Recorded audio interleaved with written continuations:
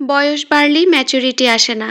একটা মানুষ ম্যাচিউর হয় পরিস্থিতির শিকার হয়ে। অনেক শিক্ষিত ডিগ্রিধারী লোকের সাথে কথা বললেই যে আপনার জ্ঞান বাড়বে এমনটা কিন্তু না। অনেক অল্প শিক্ষিত অবুঝ ছোট মানুষও আপনাকে অনেক কিছু শিখিয়ে দিতে পারে তার বাস্তব অভিজ্ঞতা থেকে। আসসালামু আলাইকুম, কেমন আছেন সবাই? আশা করছি আল্লাহর অশেষ রহমতে সবাই ভালো আছেন এবং সুস্থ আছেন। বৃষ্টি হওয়ার পরে এই যে একটা রোদ হয়, ঝলমলে রোদ, এই রোদটা আমার খুবই ভালো লাগে।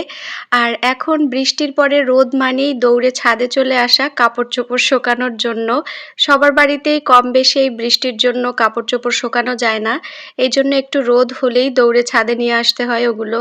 আমাকে একটা আপু কমেন্ট করেছিল, আপু আপনাদের ছাদেও মুরগি আবার নিচেও মুরগি। আসলে এই ছাদের মুরগিগুলো এগুলোর একটু কাহিনী আছে।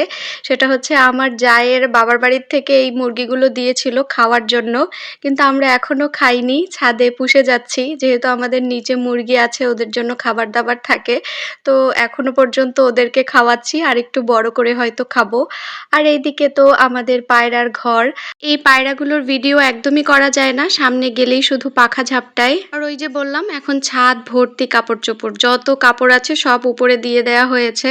যতগুলো দড়িতে ধরেছে তো ধরেছে, বাকিগুলো গাছের উপরে, পাতার উপরে, ডালের উপরে, যেখানে যেটা পেরেছি দিয়েছি, কারণ এই রোদ বেশিক্ষণ থাকবে না, আবার কখন আকাশ অন্ধকার করে বৃষ্টি নামবে। আর এখনকার বাচ্চাদের কি একটা অবস্থা, মুরগির মাংস ছাড়া তাদের আর কিছুই ভালো লাগে না।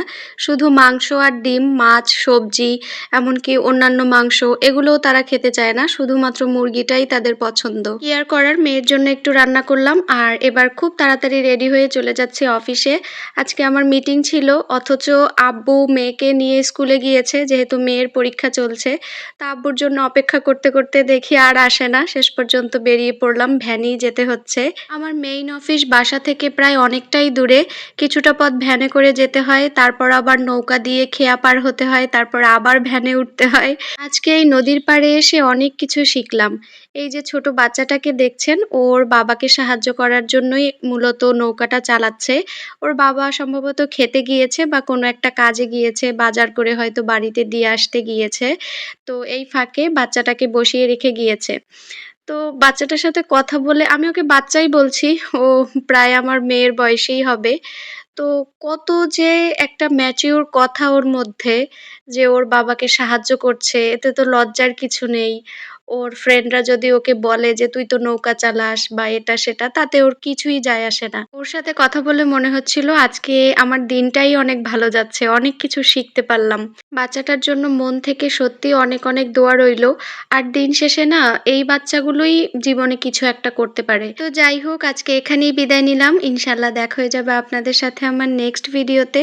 সবাই ততক্ষণ পর্যন্ত ভালো থাকবেন, আর আমার ভিডিওটি যারা শেষ পর্যন্ত দেখলেন তাদেরকে অনেক অনেক ধন্যবাদ। আল্লাহ হাফেজ।